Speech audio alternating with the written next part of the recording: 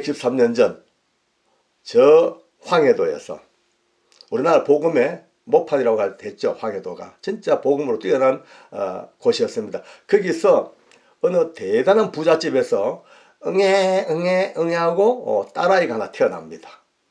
근데 태어나자마자 이거 금수저예요. 어마어마한 부자예요. 할아버지는 또 엄청난 자선사업가예요. 어머니는 또 뛰어난 또 믿음의 사람이에요. 모든 것이 구비된 그 집에 귀한 맏딸로 태어난 이 아이가 어머니 품속에서 신학교와 같은 인생을 보냅니다. 어머니는 날마다 이 아이를 안고 기도해주고 찬송 불러주고 말씀을 또 읽어주고 또 유아세례 받고, 아마 요게벳 씨라는 사람이 모세를 품에 안고 그 어릴 때부터 젖먹이 가면서 하나님의 나라에 대해서 이야기하고 말씀을 가르치는 거의 비슷 오바랩되듯이 그런 모습 같네요. 어머니 아버지의 뜻에 따라서 교사가 됩니다. 그래서 첫 발령지가 저 멀고 먼 전라도 전주 땅으로 가게 됩니다. 전주에는 그 당시에 선교사님들이 세웠던 기전여고라는 여고가 있습니다. 이 기전여고는 정말 신지식은 물론이고 또 하나님의 사랑과 복음을 너무나 귀하게 전했던 대표적인 학교가 기전여학교였습니다. 그 기전여학교의 선생님으로 부임을 한 거예요. 여기서부터 이 방해인 선생님의 삶이 꽃이 피죠. 자, 아리따운 처녀가 너무나 이쁜 모습에 걸쳐온 옷은요 최고 부잣집이니까 주단의 저고리에 빌로우드 치마에 그 당시 보기 힘들었던 분홍색 그 구두에 폐물에 뭐 기타 등등 얼마나 다이아몬드 반지에 기타 등등 끝내줬겠죠. 그러니 모든 사람의 선망의 대상입니다. 머리가 좋으니까 또 실력으로도 최고예요. 그런데 이제 문제는 3년 동안을 거기서 근무하면서 뭐 모자랄 거 없는 뭐 인생을 살죠. 뭐 돈도 뭐 삶도 칭송도. 근데 늘 허전해. 허전하고 다 텅 빈 것 같은 느낌이에요. 어릴 때부터 모태신앙으로 신앙을 해왔지만은 그 신앙생활의 모든 것이 그 심령을 달래지 못하고 갈수록 쫓기듯이 허전하고 뻥 뚫린 듯이 너무나 공허한 느낌 속에 괴로워서 못 사는 거예요. 그러다가 3년 만에 학교를 그만두고 다시 고향으로 돌아옵니다. 와서 고향에 있는 학교에서 다시 교사를 하고 있는 도중에 여기서부터 드디어 놀랍고도 위대한 하나님의 역사가 시작이 됩니다. 그 허전함을 메우기 위해서 열심히 이제 기도 생활 더 열심히 하고 부흥회를 찾아가기도 하고 새벽 기도 밤으로 피눈물 나게 하나님 앞에 엎드려 기도하는 그 가운데 어느 날 드디어 성령께서 그 방해인 선생의 심령과 전인격을 사로잡아 주시는 사건이 있었습니다. 우리가 말하는 성령의 불을 받은 거죠. 성령의 불을 받고 드디어 그의 모든 지금까지 가치관들 갇혀있던 틀이 다 깨지고 완전히 성령님 안에서 거듭나는 새로운 역사가 시작되어 버린 거예요. 21살 되는 해 1930년입니다. 21살 되는 해에 1월 10일 날 일기가 이렇게 소개되어 있습니다. 1월 10일 날 일기입니다. 나는 오늘 처음으로 하나님의 음성을 듣다. 눈과 같이 깨끗하여라. 아, 참 나의 기쁜 생일이여. 이게 그의 일기입니다. 눈과 같이 깨끗하여라. 이 영적 음성을 들으면서 아, 참으로 기쁜 나의 생일이여라 라고 고백을 합니다. 그리고 그 다음날 1월 11일 날 일기가 또 그 뒤를 이어서 너무 재미가 있으십니다. 이렇게 기록되어 있습니다. 나는 어디로 섰던가 손뼉 치는 소리가 그리고 3번 부르는 음성을 듣고 혼자 새벽 기도에 나아가마. 아, 기쁨에 넘치는 나의 걸음이여. 참 평범해 보이는 별로 큰 파워나 세상에 뒤집어지는 능력이 없는 그런 평범한 글 같지만 이 평범한 글 속에 담겨 있는 너무나 순박하고도 너무 순수하고도 아름다운 신앙의 고백이 보기 시작합니다. 눈과 같이 깨끗하여라. 이 영음을 들은 이후에 드디어 방 선생은 자기의 모든 삶을 이제 하나님께 드리기로 작정을 합니다. 결혼도 포기하고 평생 동전녀로 평생 처녀로 헌신하면서 하나님 앞에 살겠다는 그 모든 이기심과 인간의 욕망과 인간의 출세욕 다 버려버리고 오직 하나님의 은혜로 삼아 살겠다는 이 동정으로서의 서약을 하고 드디어 그 속으로 뛰쳐들어갑니다. 그 다음에 22살이 되었습니다. 다시 이제 기전대학에서 초청이 왔습니다. 간지 2년 만에 또 좀 오라고. 그 선생님이 그렇게 이제 그리웠던가 봐요. 그래서 드디어 다시 기전여고로 방해인 선생이 발령을 받아갑니다. 그런데 떠날 때 방 선생과 올 때의 방 선생은 차원이 달라졌습니다. 떠나갈 때 방 선생은 많은 사람 환송을 받으면서 저 아까 말씀대로 너무나 멋진 정장에 빌로드 치마에 빨간 가죽 구두에 좋은 가죽 가방을 들고 아주 이렇게 갔겠죠. 그런데 돌아올 때 방해인 선생은 이게 웬일입니까? 너무나 소박한 시골 여인의 모습으로 옷이라고는 아무리 봐도 작업박박이 되지 않는 너무나 단촐한 옷까지 그거 하나 입고 드디어 기전역으로 돌아왔습니다. 나중에 그가 죽고 난 뒤에 그 주변에서 이를 봐주던 분들의 공통된 정언이 이 방 선생은 죽을 때까지 딱 옷 2벌이었대요. 그와 같은 작업복 같은 평상복 딱 2벌 씻고 벗고 해서 2벌이고 나머지는 어머니가 부자니까 황효도에서 그저 때마다 시마다 철마다 좋은 옷들을 수없이 보내줬겠죠. 근데 그 옷은 전부 다가 고아들 불쌍한 이웃들 다 나눠줘 버리고 그 옷 2벌로 살아온 거예요. 방해인 선생은 드디어 본격적으로 신앙 공동체 훈련을 시작을 합니다. 졸업생들과 재학생들을 이제 귀 앞에서 중심으로 신성회라는 회를 조직하고 거기서 주님을 섬기고 하나님 헌신하고 충성하는 드디어 훈련 공동체를 만들어가기 시작합니다. 몸도 허약하고 먹는 것도 부실하고 자는 시간도 없고 그런 가운데서도 우리 방해인 선생은 그렇게 기도의 사람이었다고요. 그저 아침에 눈 뜨면서부터 저녁 잘 때까지 아이들 가르치는 시간, 봉사하는 시간, 아이들 돌보는 시간 외에는요, 시간만 나면은 어디서든 꿀 앉아가 기도하고 이게 방 선생의 기도의 사람이라. 그러면서도 그의 신앙과는 너무나 감사하게도 교회 중심이에요. 딱 교회 중심이에요. 기전여고 가까운 곳에 전주 서문박 교회가 있고 또 완산동 교회가 있었답니다. 그러니까 주일날 대배는 학생들과 졸업생들과 많은 공동체 사람들을 데리고 완산동 교회에서 예배를 드리고 주일 오후 예배와 수요 예배는 또 서문박 교회로 가서 예배를 드리고 두 교회를 동일하게 섬기면서 11조도 여기에 11조 여기에 11조 동일하게 11조 하면서 교회를 그렇게 철저히 섬겨낸 거예요. 방해인 선생의 주 무대가 어딘지 아십니까? 그 당시에 전주에 아주 그 빈민들이 많이 살고 있었던 집단 거주지 다가천이라는 천이 있었나요? 다가천. 그 다가천변이 그들의 모이는 공동체들이 모이는 집합 장소입니다. 그 옹기종기 앉은 그 고아들 밥 못 먹어서 코는 붙어있는 그 빈민가의 아이들 옹기종기 다 불러 모아 놓고 거기서 율동을 가르치고 찬송을 가르치고 말씀을 가르치고 그리고는 늘 준비해왔던 누룽지를 나눠줘가지고 누룽지 먹이고 하루 이틀 다니고 세월 몇 달 1년 계속해서 사는 그 모습 보면서 그 빈민가의 부모들이나 사람들은 방해인 선생을 볼 때마다 하늘에서 내려온 천사라고 그렇게까지 극찬을 할 정도로 그렇게 방해인 선생은 사역을 해나갔습니다.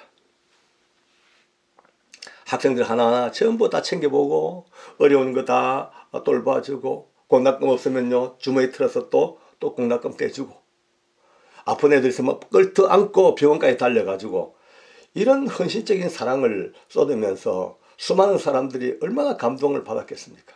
여러분 이 소문을 듣고요 한센병 걸린 분들 있죠. 나병 환자요. 이분들이 방해인 선생을 찾아옵니다. 학교로. 와서 기도해달라고 해요. 기도.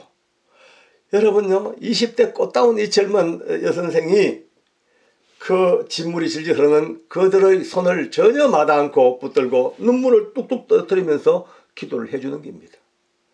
그러니 그 한센시 병 걸린 사람들은 거기서 인간의 가장 뜨거운 사랑을 안고 그 방해인 선생에 떨어진 그 눈물이 평생 잊지 못하는 하늘의 눈물로 그렇게 받아들였다는 거예요. 그런데 너무나 많은 고아들이 오갈 데가 없습니다. 정말 얼어 죽고 굶어 죽고 너무 보다 안 되니까 방해인 선생이 드디어 서문박교회 목사님과 또 동료들과 함께 고아원을 만들어야 되겠다. 이래가 드디어 모금운동을 벌립니다. 전주 시내 모든 교회를 다니면서 헌금을 좀 받고, 그래도 택부족이죠. 안 되죠. 자기 월급 먹을 것만 놔두고 다 틀어도 또 안 되죠. 뭐. 결국 놀라운 방법은요, 이 방해인 선생님이 전주 시내 8,000호 가구를요 거의 다 다니면서 고아원을 위한 모금운동을 시작한 거예요. 이게 말이 되겠습니까? 기독교 신자들 집도 아니고, 안 믿는 사람들도 얼마나 많은데 신자 불신자 가리지 아니하고 다니면서 고아원 설립을 위하여 헌금을 하고 헌금을 받고, 이 소문 나니까 드디어 전주 시내에서도 성자 방해인 선생이라는 이름이 나, 길거리의 성자 방해인 선생. 결국 그 모은 돈으로 서문박교회 가까운 곳에 큰 한옥이 하나 있었는데, 그 한옥이 기생들의 아마 훈련소 아니면 놀이터라고도 합니다만은 아마 기생들 양성하는 훈련소인 것 같았어요. 그 큰 한옥을 구입해 가지고 리모델링을 싹 해가지고 드디어 크리스마스 날 눈물의 고아원 개소식이 열렸습니다. 전주 시민들 그를 향하여 정말 성녀라고 이름을 부를 정도로 예수를 믿는 사람이든 안 믿는 사람이든 방해인 선생에 대한 그 칭송과 사랑이 대단했습니다. 그러던 가운데 24살 되던 해에 장티푸스에 걸렸습니다. 40도가 넘는 열이 내려가지 아니하고 결국은 이제 죽음에 이르게 됐습니다. 이 소식을 듣고 황해도에서 급히 내려온 부모님의 손을 잡고 마지막 남긴 말이 딱 두 마디입니다.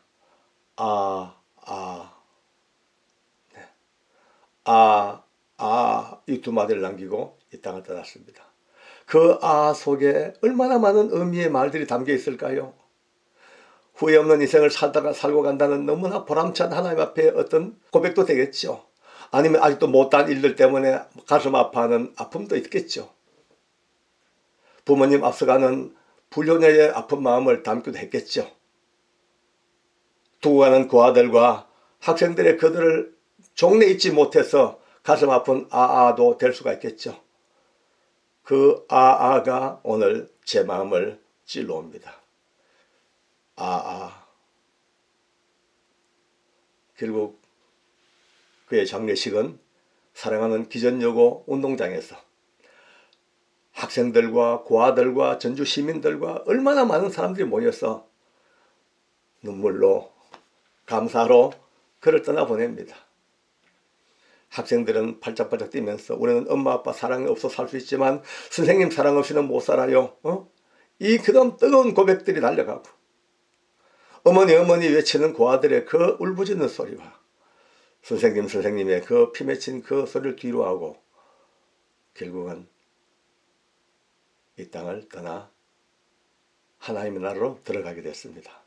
방해인 선생은 24살의 꽃다운 처녀로서 최상의 삶을 살다가 드디어 이 땅을 떠나 전주의 화산 공동묘지에 안장이 되어서 지금도 거기에서 그의 육체는 쉬고 있습니다. 영원한 하늘나라에서 기쁨으로 오늘 이 이야기를 듣고 계시겠죠. 저도 말이죠. 전혀 몰랐죠. 무심코 집에 있던 책을 보다가 그 책이 거룩한 순교자라는 책입니다. 평상시에는 별로 신경을 안 썼던 책인데 왜 다 아니까. 근데 무심코 보다가 그 뒤쪽에 숨겨졌던 이 방해인 선생님의 이야기를 보는 순간에 제가 눈이 번쩍 떠졌습니다. 광고 아닙니다. 제가 본 은혜 중에서 너무 감사해서 여러분들에게 소개해 드리는 겁니다. 방해인 선생님의 이 짧고도 불꽃 같은 인생이 오늘 우리에게 남기는 것이 무엇일까? 정말 오늘도 쇼킹한 이야기, 재밌는 이야기, 많은 유튜브의 이야기가 있겠습니다만은 오늘 저는 어느 때보다도 더 겸허하고 더 조심스러운 마음으로 우리 방해인 선생님이 걸어갔던 그 길을 같이 한번 나누어 보았습니다. 오늘 제가 여러분들에게 소개하는 인물은 연세가 좀 드신 분들은 대충 들어본 기억이 난다라고 하실 분도 많이 계실 것이고, 젊은 청장년층들은 아마 처음 들어보는 생소한 이름이라 다소 의아할 겁니다. 이 사람의 이름이 아베베라고 합니다. 아베베. 에티오피아의 선수입니다. 육상 선수입니다. 그가 1960년도에 로마에서 올림픽이 열렸죠. 그 올림픽에 출전을 합니다. 그런데 마라톤에 출전했는데요, 놀라웠게도 맨발로 그 먼 거리를 달려 세계 신기록을 세우면서 금메달을 따버렸습니다. 그 사건 자체가 에티오피아를 온 세계에 알리는 계기가 되었고, 아베베도 일약 유명 인사가 됐죠. 오늘 그 에티오피아 이야기를 좀 하겠습니다.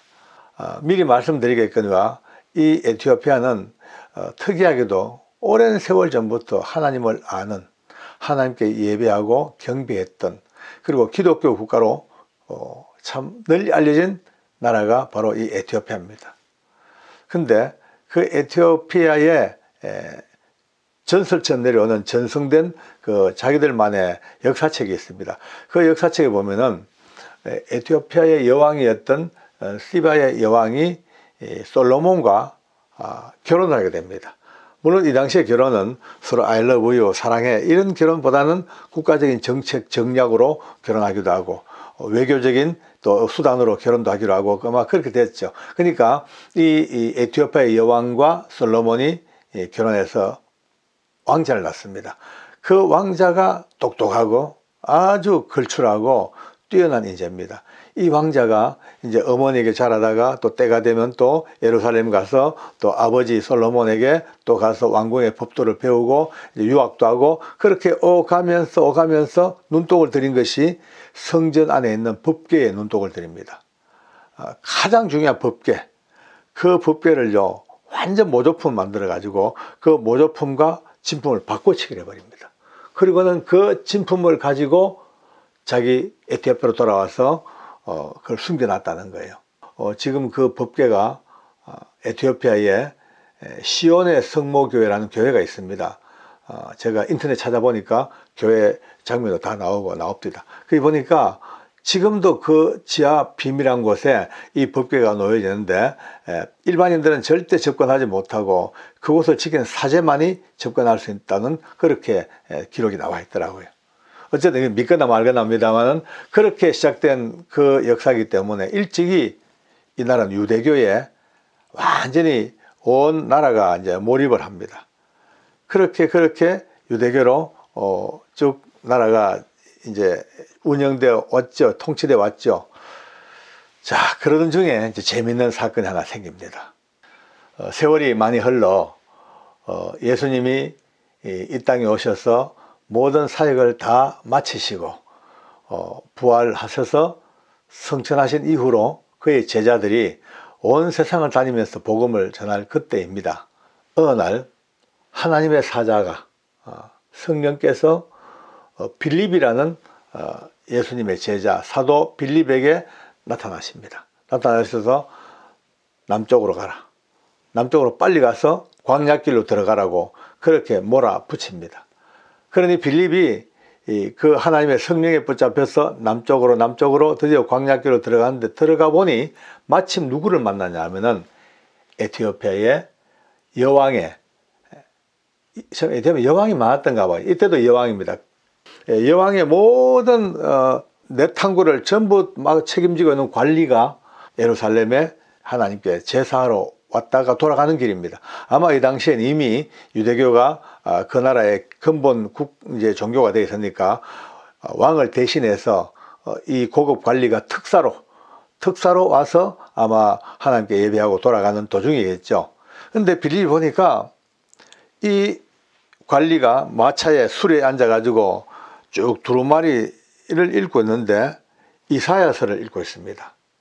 이사야서는 성경에 아시다시피 성경에 우리 예수님이 이 땅에 오셔서 어떻게 고난을 받고 어떤 모양으로 이 땅을 돌아가시며 그 이유가 많은 사람들의 죄를 담당하고 그가 두드려 맞는 것은 우리의 허물 때문에 두드려 맞고 그가 창에 찔리고 그 고통당하는 우리의 죄악 때문에 이런 쭉 이미 앞으로 700년 후에 오실 그 예수님의 이야기를 담아놓은 예언서죠. 그 예언서를 내시가 읽고 있습니다. 그러니까 옆에 가서 빌립이 가서 묻습니다. 그 무슨 책을 읽고 계십니까? 하니까 이사야를 읽고 있다고. 그러니까 그러면 뜻을 알겠냐 물으니까 이 관리가 아무리 내가 읽어도 내게 가르쳐 준 사람도 없고 지도해 준 사람이 없는데 어떻게 내가 알겠냐고. 그러면서 보니까 당신은 좀 아냐 이런 식으로 묻습니다. 그러니까 이제 안다 했겠죠. 그러니까 올라오라고. 그래서 마차에 앉아가지고 같이 타워가면서 그때부터 이사야의 말씀을 가르칩니다. 보라, 바로 그는 어깨에 정사를 메었고 그 이름은 기묘자고 모사이며 전능하신 하나님이시며 영존하시는 왕이시라. 이건 채찍에 맞고 두드려 맞고 고난당하고 그가 찔리면 우리의 흠으로 인함이요 그가 상하면 우리의 죄악을 인함이라 쫙 하면서 하니까 이 관리가 묻습니다. 이 지금 주인공이 누구냐? 자기를 가르쳐 말하는 거냐? 누구 딴 사람을 얘기한 거냐? 그러니까 그 시로부터 이 빌립이 이 이야기는 앞으로 오실 메시아 하나님의 아들 영존하시는 왕 그분을 가르쳐 말씀하는 것이라고 풀어 복음을 전하고, 그러니까 그 복음을 듣고 이 관리가 거기에서 예수님을 영접을 합니다. 아마 에티오피아 국가 사상 최초로 복음을 받아들이는 관리가 되었습니다. 그전까지는 유대교의 온 나라가 그렇게 있었지만은 드디어 예수님의 복음이 이 관리에게 들어가기 시작합니다. 그래서 이 관리가 내가 이렇게 예수님을 알게 됐고 복음을 받아야 되는데 이제 우리 사이에 이 세례 받는 것이 얼마나 좋으냐, 세례 좀 받게 해달라 이래 돼가지고 강에 가서 이 관리에게 빌립이 세례를 주고 서로 헤어집니다. 성경 사도행전 8장에 보면은 이 내용이 잘 나오고 있거든요. 거기에서 이 관리가요 어떻게 돌아가냐, 기쁨이 넘쳐서 돌아가는데 기쁨이 넘쳐서 기뻐서, 그렇죠, 여러분 복음을 받아들이면 기쁠 수밖에 없습니다. 기쁨이 넘쳐 기쁘게 돌아가 어디로? 자기 고향 자기 조국 에티오피아로 돌아가. 그때부터 이 관리를 통하여 복음이 전파되고 급속도로 전파되고. 왜냐하면은 밑바닥에서부터 전파되는 복음은 아무래도 전파 속도가 좀 느리겠죠. 그러나 상류계층 고위층에서부터 시작된 이 복음의 확산은요 눈 깜짝할 새에 흘러 불과 2세기도 지나지 않아서 에티오피아는 거의 완벽한 기독교 국가가 되어버리고 맙니다. 참 놀라운 일이죠. 이 기독교 국가로 하나님 앞에 부름받은 이 에티오피아는요 특이하게도 그 고통스러운 아프리카의 비극들, 그 고난들, 그 엄청난 식민지의 수탈에서부터 참 안전하게 보존됐고 3000년 동안을, 무려 3000년 동안을 독립국가로서 유일한 하나님께서 온 열방 중에 보여주시는 검은 대륙에 오직 예수를 믿고 기독교 국가가 되어서 믿음으로 사는 나라가 어떻게 험한 환경 속에서 살아남냐는 것을 보여주신, 온 세계 열방을 관리하시고 경영하시는 하나님의 손길을 오늘 에티오피아를 통해서 보여주었습니다. 이 나라는요 우리가 6.25 전쟁을 만났을 때에 이 검은 대륙 이 아프리카에서 유엔군으로 참전해 가지고 우리나라에서 전쟁까지 같이 치렀던 그런 나라가 됐습니다. 오늘도 하나님은 상상도 못할 일들을 이루고 계십니다. 그 옛날 역사하신 그 놀라운 은혜의 손길이 오늘 하나님을 아는 나라로 그렇게 바뀌어 가면서 온 세계 열방 중에 오늘 이 시간도 예수님 안에 있는 자들에게 베푸시는 하나님의 사랑과 보호의 손길이 어떤 것인가를 보여주고 계십니다. 하나님은 참 놀라우신 분이시며 너무나 위대하시며 너무나 좋으신 분입니다.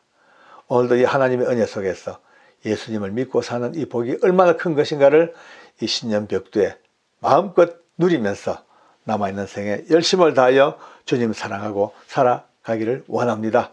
감사합니다. 또 뵙겠습니다.